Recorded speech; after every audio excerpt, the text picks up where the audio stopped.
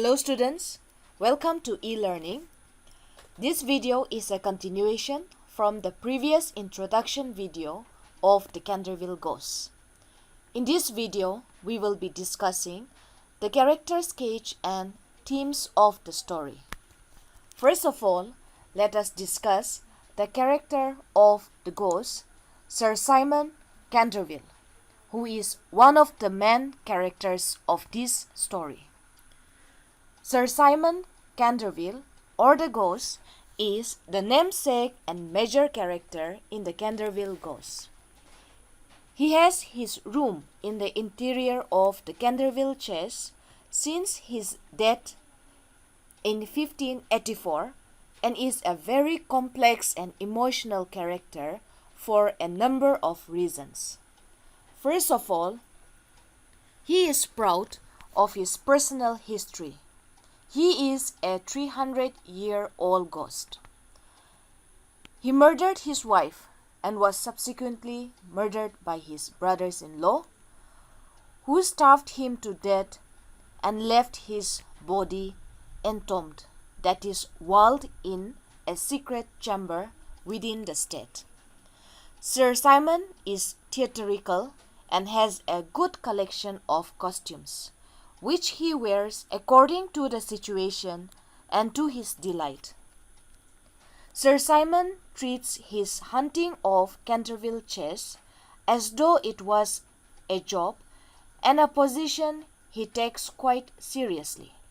He has created several gruesome caricatures of his own making, each with its own unique assortment of props, costumes, and scare tactics in order to scare unsuspecting members of the Kanderville family. He has terrorized people, and they have even killed themselves owing to the ghost entice. However, the Americans were so fundamentally different from the aristocracy Sir Simon was used to that he finds himself unable to repeat his past success. The American family seemed utterly immune to his strategies, and through their constant foiling of his plans, quickly wear him down into a state of physical sickness and exhaustion. He falls victim to tripwire, toy pea shooter, butter slides, and falling buckets of water. In a particularly comical scene, he is frightened by the sight of a ghost rigged up by the Ortiz Twins. The ghost's emotions are complex. He sees himself as brave, frightening, distressed, scared, and finally depressed and weak. He expresses to his vulnerability during an encounter with Virginia. Virginia was different from everyone else in the family, and the ghost recognized it. He tells her that he has not slept in 300 years and wanted desperately to take rest. The ghost is from the other world, but he is very much human. This can be encountered when he fell sick, down with cold when the twins pranked on him, and a bucket full of water fell upon him. He felt very weak from all the bullies and pranks that he finally wanted to take rest. The scary ghost transformed into a ghost who realized his mistakes, though his arrogance and ego did not allow him to accept his flaws. He seeks his help of Virginia to help him take to the other world, and finally he is released from the world to eternal peace and rest. Next, Mr. Hiram B. Otis, an American minister who purchased the Canterville chest. He is clearly forceful and direct. He openly speaks his mind when Lord Canterville told him about the presence of ghosts. He told the Lord that if such a thing existed, it would be used in a roadshow or put on display in a museum. Mr. Otis is a realist and not at all superstitious, one who deals with things as they are and does not believe in fantasy. He is entirely matter of fact with regard to whatever he is told. He displayed this in the manner in which he responded to Mrs. Omni's fainting. He suggested that he should be penalized financially for breakages in service if she should repeatedly faint. Mr. Otis comes across as very patriotic. He is also loyal to his party, as he is described as a true Republican. As a minister, it is obvious that he should display these qualities, but he took a step further by naming his eldest son Washington. Okay, so it also shows the stereotypical Mr. B. Otis. He is a fearless man. This is most pertinently illustrated in his many confrontations with the ghosts. In his first encounter with a supernatural entity, he did not panic, but he instead treated the phantom as he would treat any ordinary person. He furthermore dispensed advice and suggestions that the ghost should use lubricating oil to its chain since it makes so much noise. This shows how practical he is, who would readily seek solution to problems. Mr. Otis is practical. Okay, he is prepared to admit that he is wrong and is willing to change his mind.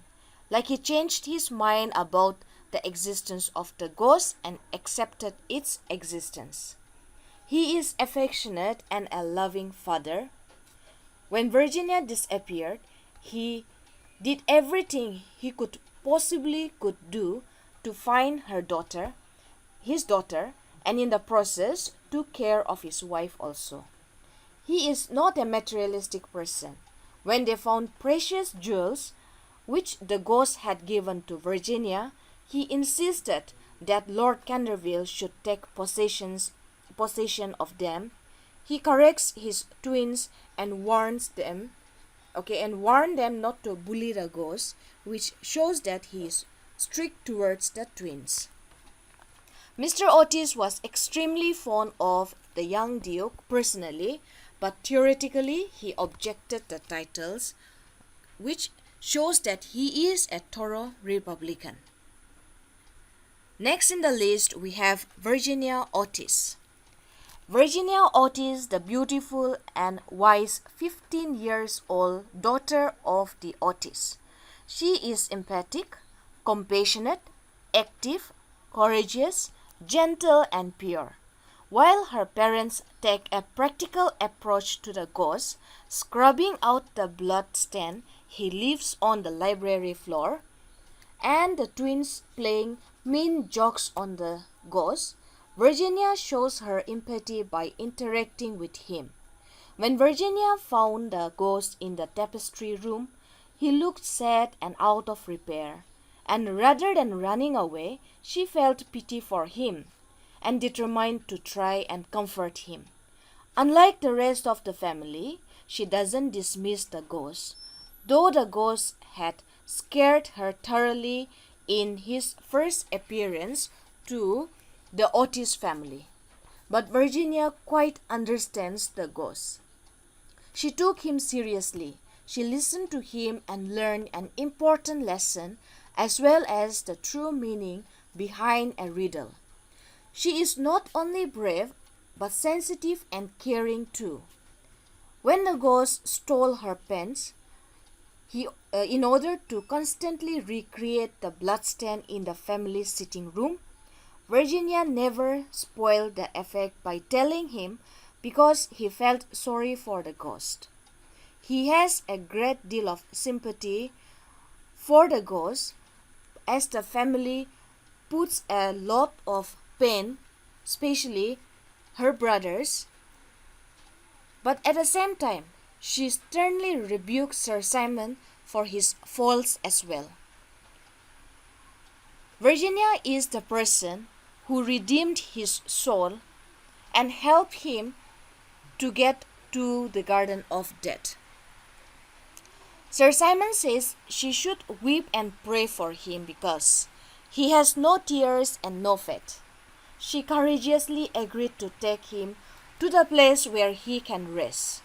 She does weep and pray for him and disappears through the wainscoting and goes with him to the Garden of Death and bids the ghost farewell. She reappears at midnight carrying a box of jewels and news that Sir Simon has passed on to the next world and no longer resides in the house. Virginia's ability to accept Sir Simon leads to her enlightenment. Virginia falls into the category of the Victorian angel of the home, the pure female who can redeem the sins of others through gentleness, faith, and compassion. Virginia marries Duke of Cheshire at the end of the story. Let us now discuss Mrs. Lucretia R. Otis or Mrs. Otis. Mrs. Otis, wife of Mr. Otis, is a middle-aged woman with fine eyes and superb profile. Before her marriage, she was Miss Lucretia R. Tappan, who was a celebrated young beauty of New York. Unlike many of the American ladies who, on having their or leaving their native land, adopt an appearance of chronic ill health under the impression that it is a style and fashion prevalent amongst ladies of rich aristocratic families in Europe, Mrs. Otis had never fallen in this group. She was beautiful and has her own set of principles. She was lively and full of energy, and in many of her manners, she also exhibits English, very much an English lady, and was an excellent example of the fact that they have everything in common with American except language. She was not scared of the ghost. When she saw the bloodstain on the floor, she asked the housekeeper, Mrs. Omni, to remove. Her expression of modern American culture surfaces when she immediately resorts to give the ghost a medicine, thinking he was screaming due to indigestion at the family's second encounter with the ghost. Later, she expressed her interest in joining the Psychical Society to help her understand the ghost. Mrs. Otis is very caring and compassionate. She was agitated and said when Virginia went missing. She sends the boys out to look for her. She is also a good judge of precious stones. She recognized the jewels which was given to Virginia by the ghost, that those jewels were magnificent, superb specimen of 16th century work and holds great value. Next on the list we have Lord Canterville. Lord Canterville, who was the owner of Canterville Chess, he was the great-grandson of Sir Simon de Canterville. He was a very honest and practical man. There are two instances in the novel that corroborate his honesty and practicality. First, when Mr. Otis approached him to buy the Canterville chess, he told him the truth about the chess without hiding anything from him. He told him all scary incidents that happened at the chess in the past. He also tried to warn Mr. Otis of the consequences he might have to face on account of his decision of living in the haunted chest. The second time he showed his practicality was when he refused to accept the valuable jewelry that the ghost had gifted to Virginia. He refused to take him, saying, if he takes it, the ghost would make his life hell. He was a very wise man too. He had taken the decision of not continuing to live in the chest. If he continues to live, any of his family members could be harmed by the ghost. He also arranged the grand funeral for Sir Simon's newly discovered body, even though Lord Canterville's ancestor had been dead for hundreds of years. This way, Lord Kanderville is representative of the aristocracy in general. Washington Otis. Washington was the eldest son of Mr. Hiram B. Otis. He was a fair-haired, good-looking young man. He had qualified himself for American diplomacy by leading the German at the Newport Casino for 3 successive seasons, and even in London was well known as an excellent dancer. Gardenias, that is large yellow and or white fragrant flowers, and peerage, which means aristocracy, families of royal blood, were his only weakness. Otherwise, he is extremely sensible. He did not believe in the presence of ghosts. He waved aside Mrs. Omni's spooky description of the blood mark on the floor and immediately removed it using Pinkerton's Champion Stain Remover and Paragon detergent. Later on, when the blood stain reappeared repeatedly on the library floor, in place of feeling scared, he had complete confidence in the quality of the detergent, as he had already used it successfully on earlier occasions. So he decided to write a letter to Messrs. Mayers and Podmore on the subject of permanence of blood stains when connected with crime. He was ready to write or do a research to find out whether the blood stain which is connected to murder or crime remain forever or not. He was also an affectionate brother. He was terrified when Virginia went missing and helped the family in the search. Next, the Ortiz Twins. The twins are the youngest children of Mr. and Mrs. Otis, nicknamed as the Stars and the Stripes out of patriotic feelings of Mr. Otis, referring to his children as the Stars and Stripes as in the flag of America, or another reason behind their names are because they are always caned or whipped for being naughty. They quickly became the reason of downfall of Sir Simon the Ghost, because they delight in playing tricks on him. This occurs first in 2nd chapter when the twins threw pillows at the ghost as he runs down the corridor to escape. Mr. Otis. Later, the twins humiliated the ghost by using their pea shooters on him. They also outwit him by constructing a slide from the entrance of the tapestry chamber to the top of the staircase. Unaware of its presence, the ghost slips on the slide and injures himself in the process.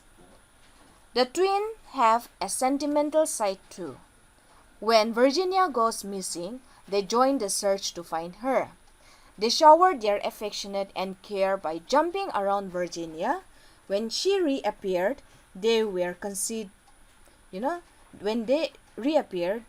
very happy, overjoyed, and they were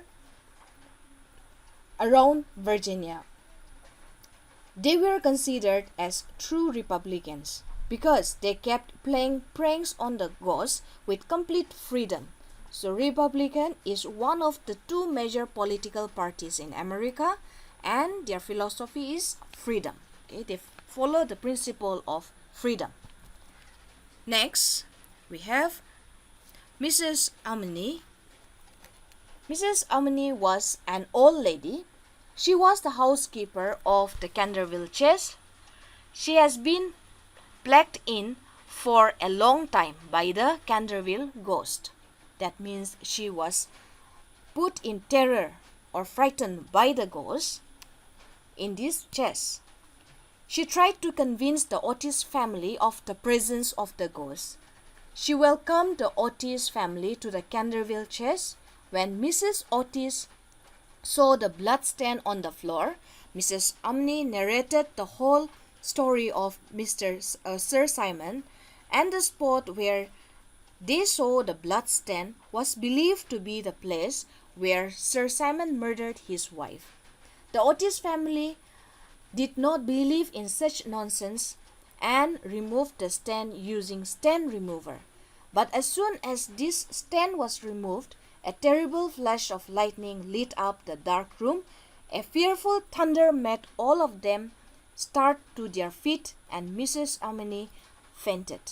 When she regained her sense, she warned the family because she had spent sleepless night in the past out of fear. The family assured that they were not afraid of the ghost, so she prayed for the new master and mistress and made arrangement for an increase of salary. Throughout the story after her first appearance, she remained invisible. But when the funeral of Sir Simon was arranged, she was also invited because she had been frightened by the ghost for more than 50 years of her life, and she had a right to see the last of him. And finally, we have the Duke of Cheshire. The Duke of Cheshire is a young aristocrat who is smitten with Virginia and eventually marries her.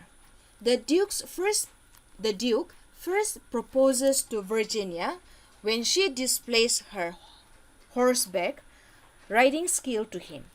However, she rejected him and he left Canterville chest in tears. But this did not dissuade or discourage him in his attempts. However, he continued to court Virginia. When she disappeared with a ghost, he was so anxious to find her that he joins the party without a hat, forcing Mr. Otis to stop along the way. He assures his future father-in-law that he does not want a hat. He only wants Virginia. This is the end of the character sketch, the list of the characters. Now, let us discuss the themes of the story in short.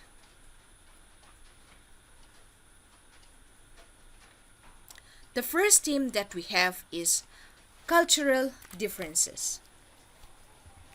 Oscar Wilde caricatures American and English culture in both broad and subtle way throughout the Canterville Ghost, drawing humor from a contrast between the two. This cultural clash is most clearly depicted in the conversation about the ghost that opens the story. When Lord Canterville represents the English worldview and Mr. Otis speaks for American, Lord Canterville evokes history, tradition, and authority in asserting the ghost's existence, insisting that Sir Simon had been well known since he first showed up in 1584. The many who have seen the spectre, according to Lord Canterville, includes several living members of the Canterville family and the local rector. Otis proudly frames his retort in literal Americanism. reminding Lord Canterville that he comes from a modern country where it is known that there are no such things as ghosts, and adding that the law of nature are not going to be suspended for the British aristocracy.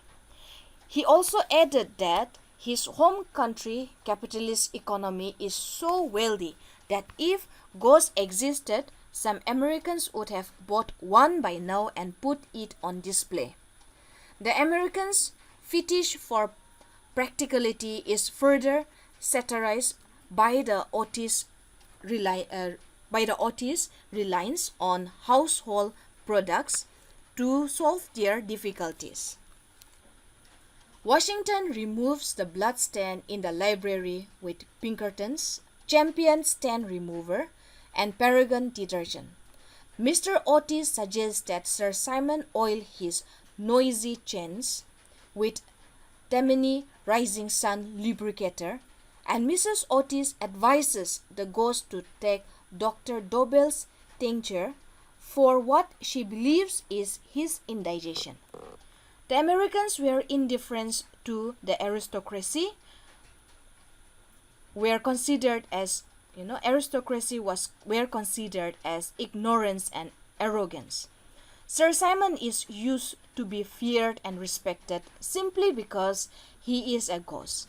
The Otis family treats him as a minor annoyance, which wounds him deeply. He sinks into a depression and then makes furious plans for revenge, which shows the aristocracy's inability to cope with its declining power and relevance in the Victorian age. Next we have sin, the nature of sin, death and redemption. In the Kanderville Ghost, while presents death as both something to be feared and something to be desired, Sir Simon's murder of his wife Lady Eleanor and his own subsequent execution at the hand of his brothers are horrific deeds springing the base motives, the selfishness and revenge. Yet, ironically, their outcome is to make Sir Simon a ghost, an unfortunate being whose punishment for his wickedness is to have death withheld from him. Although he complained to Virginia that he had not slept in 300 years, we can see that most of his daytime hours reposing in a comfortable lead coffin. Over the centuries, Sir Simon has compounded the weight of his guilt with at least one additional murder, choking a victim by shoving a playing card down the throat and by causing several suicides. Not only has he performed many evil acts, but he also shows no remorse for any of them. When Virginia comforts him with Lady Eleanor's murder, he not only justifies the deed but plays victim, complaining that his wife's brother were not being very nice when they starved him to death. Despite all this, it takes only the prayers and tears of a golden girl to get redemption or to gain redemption for the ghost. This plot resolution suggests the Christian notion of grace and unearned divine forgiveness. Virginia states as much when the almond tree blossoms, declaring of Sir Simon that God has forgiven him. So when the almond tree blossoms, it was a sign that God has forgiven Sir Simon. Next, empathy, friendship, and love. Empathy, friendship, and love. Empathy means to be a value the Otis parents try to instill in their children. As Mr. Otis admonishes the twins for throwing pillow at the ghost, calling it impolite. The quality has taken deep root, it has taken a deep root and most strongly in their daughter Virginia, who she refrained herself from harassing the ghost. The ghost has murdered his wife and also stolen her color box, repeatedly, but when she encountered the ghost in the tapestry chamber, she felt pity instead of anger or fear. Virginia is also the most striking personification of love in the Canterville chase. Her chase budding romance with Cecil, the young Duke of Cheshire, is noted early in the story and develops throughout amid the supernatural going on. It is also significant that Sir Simon successfully appeals for her aid by speaking of love. The story ends, in effect, on a note both romantic and cryptic, with Virginia and Cecil planning a future together, even as she declines to tell him what the ghost taught her about what life is and what death signifies, and why love is stronger than both. This is all for this video. In the upcoming videos, we will be discussing the story of the Kanderville ghost in chapter wise. Don't forget to watch the remaining videos. Thank you.